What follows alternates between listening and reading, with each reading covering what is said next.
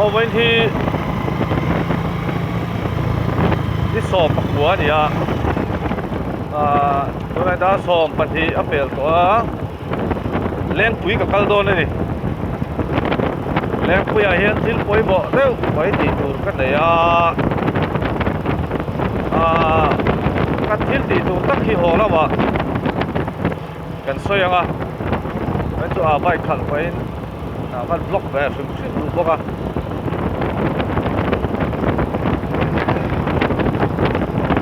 คนลุกดวงพัดไปให้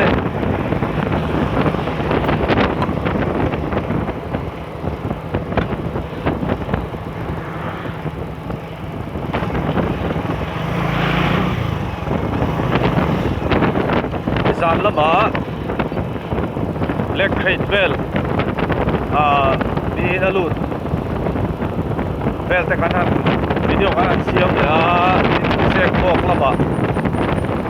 วันอันสามนารูลันหัวอันสามส่งน้ำโตสีหรอวะจู่เวลแต่จู่วิดีโอกันทันเสียมานี่ก็ได้กันทั้งกันเลยก็ตาข้านี่สวยเนี่ยเรื่องข้าตับต้มไปคอมเมนต์ละมาพอการเสียตัวจู่เราส่งนี่นะเราวะที่อันเช่นปฏิส่วนนี่อันเอ็ดเหลี่ยมในเนี้ยวะไอ้ว่าฮัสซันมิเช่นเลยlocal camp พวกไอ้เลยอันเดียอันเช่นส่วนนี้อันผูโตหน้าพานอันกันต้นกันโตแล้วเนี่ยกระทอดูสิเสียข้าวางพานี่มีโลโก้ทีนะข้างไอ้แค่โมเดลปีกหันกันเขาสามวันนี้นำตักไปดูวิดีโอกันเสียงไอ้เลี้ยมหรอวะกันเสียงมันชันก็ระจูลาวตักเด้ถ้าเตียงหาร์สัตว์โตกตักกันที่เดียงรู้นั้นบัวฟ้าถ้าลายพูดกันโตโน่นคำโตเบี้ยเราที่มีตับตักกันเอามาดิสู้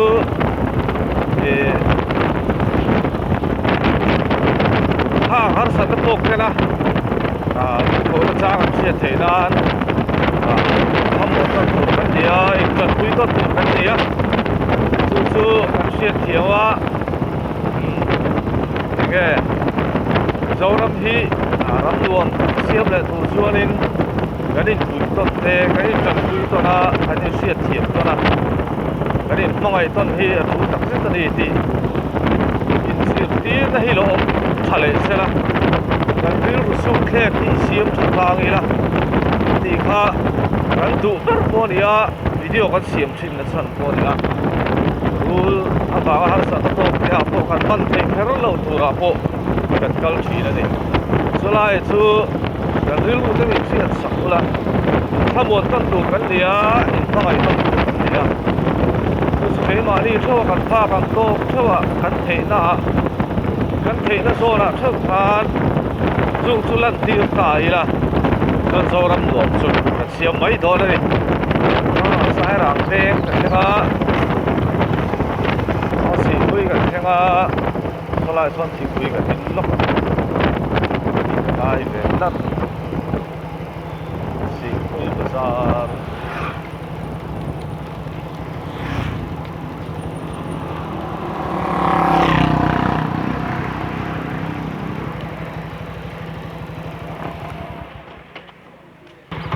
คุยกันอินสวะกันเลยต้องเลยถ้าเกิดเช่นปะเนี่ย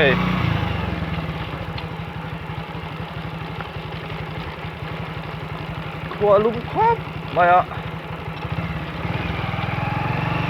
ร้านเสียแล้วไล่ไว้ถึงเสร็จพอดีฮะเสร็จเอ็ดอดตะกันเสร็จเอ็ดอดโหแล้วมาชวนรถตัวไอ้เพื่อนที่เลยโหไปไม่ถึงก็เลยบอกเขาว่ากระตันสักเฮ้ยบักอะไรเราไปดูของเขาเป็นหลูพวกก็เรียนบวงจ้างอาจารย์เพื่อนที่หลวงก็เทียการสวดจ้างพวกเทียแล้วสเตย์ไม่กันแล้วแต่สวยแต่หัวก็ชวนอาจารย์บวงเที่ยวตุกไม่ติดเที่ยวนะแต่ตัดสักแหวกครับทำพวกเราเที่ยวไปชวนที่นักสวยอย่างท่าเรียน lâu gió hay nặng lâu á như bằng xuân nên đi đàn lâu béo xuân nên vui tập bộ thì vẫn ngồi vui mấy chuyện này lâu lem đồ tan xuân hầu interview mấy thầy à mà rồi xuân lâu bi tan xuân nên sẽ thầy lâu đi có sẽ lâu nên ốm lâu chứ dễ là gì anh tan sầu dễ làนักขันคุณจะพอหันในโชว์เลยนะทางเกี่ยบ้าทางกันทางไหลก็ดูเอ็มไปก็ดูหันทีเนาะเกี่ยบ้าผัวเขาสู้เนี่ยผัวปุ่มเชี่ยฮีก็ใส่เทลว่าสามฮีสองก็สรีสองก็เรียกตีเวลบอลเขาเนี่ยไม่เทก็เชียงเชี่ยแล้ววะก็เชียงไงล่ะอันนี้cái hít chuyển thế, bố là ổn đuông thì vì cái này chuyển thế bố là ổn đuông cái gì thì tôi bảo cho nên chuyển phải là các bố này đâu phần lai bố cái thằng cái này thế mà chuyển không có cái thằng lên xuống thế chuyển thế nó cái thằng lên khom thế hàng thế ram kan han chal te no pan te olai thil te ring ruin ai to lo thei lo hang vel ai to phanin he lai ka pu ani ma ten ka thi sar hapui en no riai min fan zo nge ka lung lai ril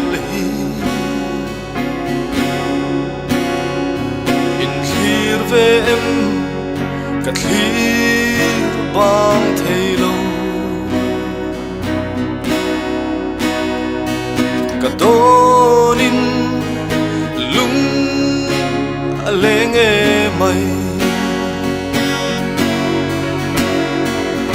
lên ra lên bu run moin kan sul hule kan lim kha song te kha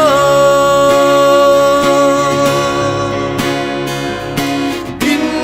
don lo em ni kan lim lai ni ke song tham ral mayan kapalo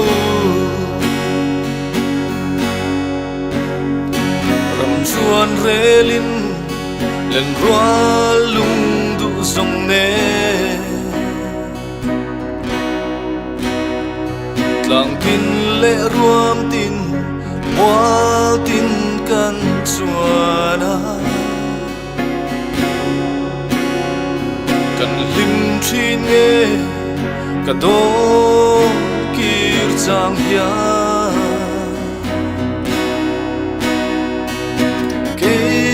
sông cả ngài rồi lại nun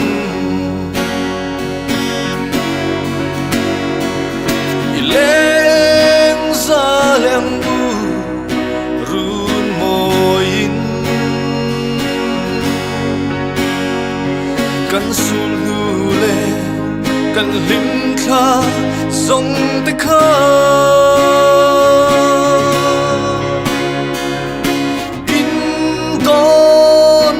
em đi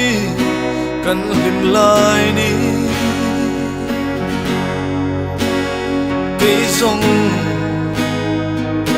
tham ral mayan kapalo vậy khát sâu tơ ile ra le âm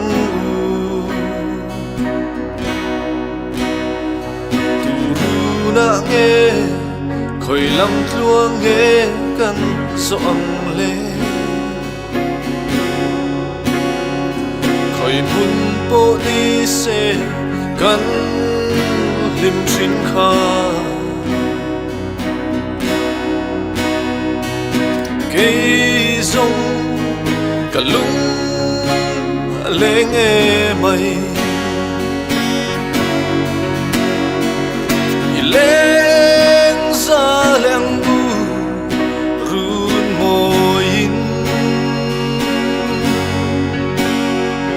kan sul nu le kan lim kha song te kha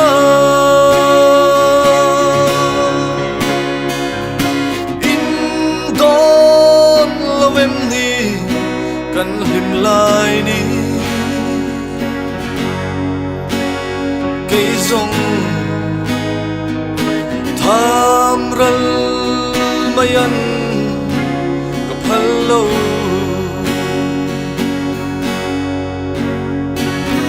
liam ta te ka don kir chang ya an sul nu le lim kha ten min fan zo nge ye san khat zo tal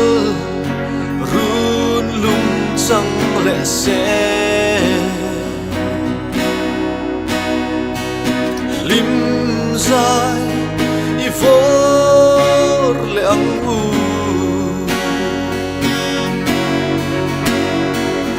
i leng za le ang u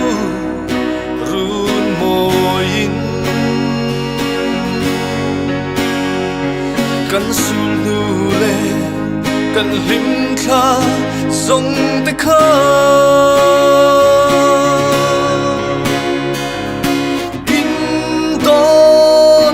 em ni kan lim lai ni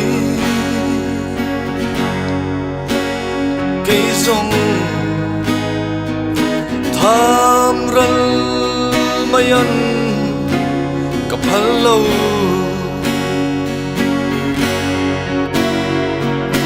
in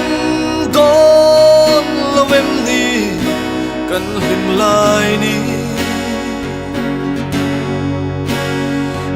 song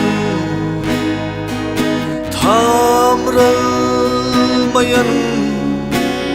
kapalo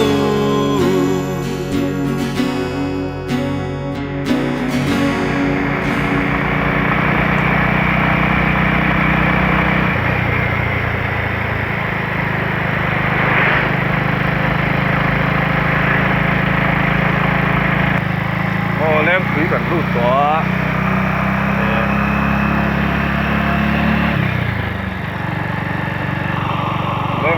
ซื้อมาให้ดูตั้งแผงไอ้ซ้อตาโซ่แต่ขวดน้ำปลาอันกันละไงโดนดิแล้วเขาเชี่ยเราอันละตัวให้กันโค่นจบละไงโดนนะโซ่แต่ขวดครับ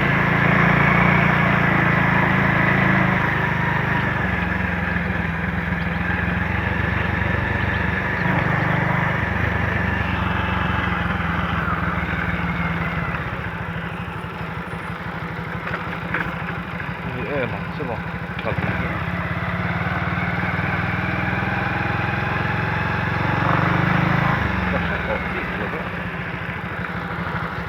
高能卡嘛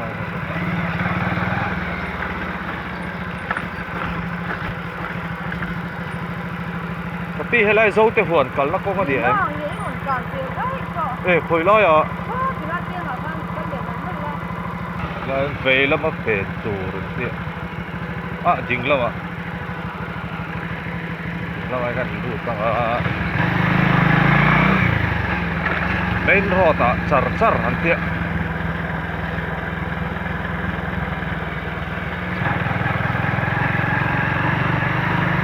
Hello và một con ép quý lầm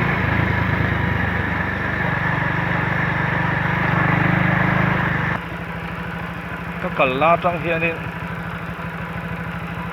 cái tỷ tủ tôi rin xiết thấy được tổ về mà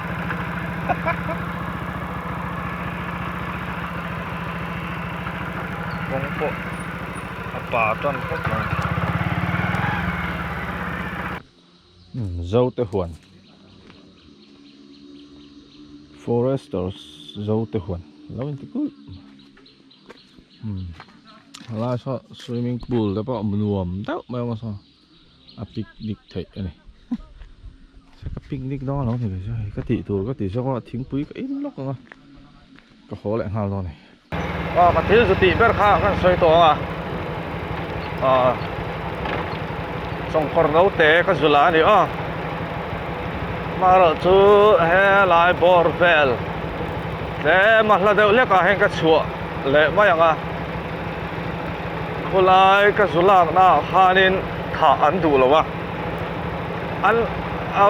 นาโถปุยเตะเขาส่งขนาดเหล่าพวกเสียฮานาเรามาเราด่าถ่านี่ทุ่มนี่ลีไล่จุลพอละจู่ก็สุกัลวังนะฉันโอเคสักขานี่จงกรนเอาเตนี่ให้กันช่วงจงกรนเอาเตะที่อันหลอมมาอันตูร์ฮีอันหลอมฮาแล้วนี่รูลนเอาเตะซิมฮีฉันจู่จงกรนเอาเตะบิ๊กเพย์จู่ประตูใจดาร์ตีร์ตูฮีให้ติดาร์ฮุกตัวค่ะอันตัวละเห็นออกมาฟังนั้นหลอมเลยจัวละจู่กันเสียตาหน้าปอยมันมันนี่จงกรนเอาเตะละค่ะเฮียนกันฟิล์มคูรงไอ้ตักเสร็จจู่กันสวยหลังดูไว้เนี่ยพอให้ฮีอันหลอมมานะก็จุลากวังนะฉันจู่เอาเวลามีถอปุยแต่ส่งคุณลายเจนปุยเท่าขนาดเหลาเสียฐานดัวอันนี้ฐานดุสีแล้ววะจุงแต่จุกันวิดีโอเราเอ็นนะเสมมาจุงแต่จุนดินมันนี่อันนี้นะถัดเสียอันถอปุยแต่เสียเต้นอันเหลาบกเสียที่ไงน้องเราวะนี่ที่เคสค่ะสองเวทีเคสสองเขาเวทีสวยเสียงดเลยวินกันเสียงโต๊ะกันนี่ปุ๋ยตัวน่ะเฮตีกันจัดปุ๋ยต้นที่อัฐานี่กูนั่นชัวร์จงกรนเอาเตนี่พอเราติดปลาหักมา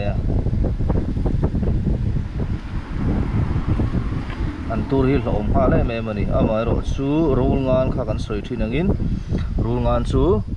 อันหัวจังเวงฮาลกันที่ทีนะจงกรได้ชวนนี่แล้ววะอันหัวที่จังฮาละจู่บางชวนอันหลอมมันนี่อันหลอมฮาละนี่เพียงถึงก็อันหลอมฮาละจู่กันใช้ดอนเนี่ยจู่กันใช้แรงดอนเนี่ยมันหัวเป็ดล็อกอะไรเราเตะเอ็นเวสุมซิมาตานหัวเวสุมซิมาตานนี่โมโนโคดกบรานี่โมโนโคดกบราอินเดียรามาจงกรสังกันเนี่ยสเปกตาเคิลเตสปิติ้งกบราเตมิโซรามาชวนนี่ให้กันในชวนนี่ให้มีจงกรที่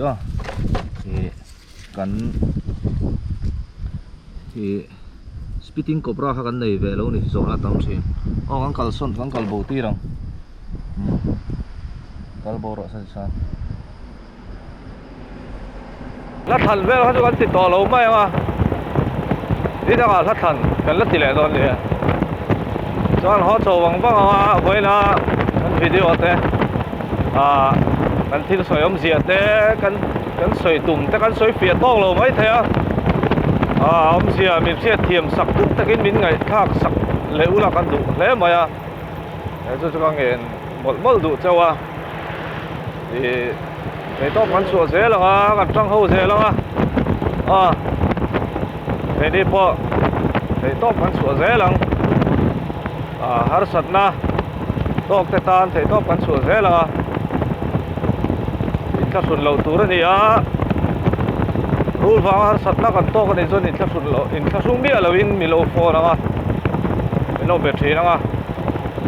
เก็บมาแค่กับมันเราคนก็เทียนแต่เขาเสียหันเราก็ลบพังไอ้จ้างผมทีนะ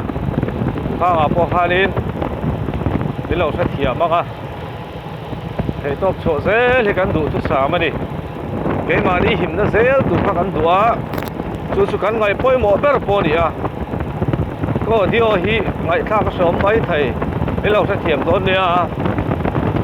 ข้าเรื่องเข้าไปนี่กันวิดีโอเสียงไทยดีเสียละวิดีโอทั้งเสียงเลยวัดกันทุนตอนนี้พักชิน